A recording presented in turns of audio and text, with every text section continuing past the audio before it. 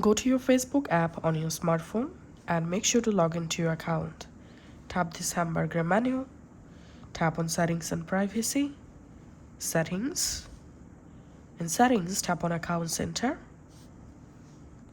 Tap on Your Information and Permissions. Tap on Export Your Information. Tap on Create Export.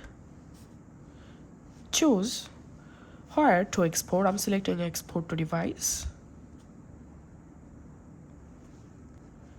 In here, tap on Customize Information.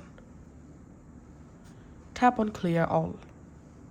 Now we have to select here Post. Then tap on Save. Tap on Notify and add here our email address to get notified when your file is ready to download. And then tap on Date Range. Select all time to download all your Facebook photos and videos. Tap on Save. Media quality, I'm selecting higher quality. Tap on Save. Now all you have to need, just tap on Start Export. Now enter here your Facebook account password to verify, and then wait up to 3 to 4 hours to get the download file.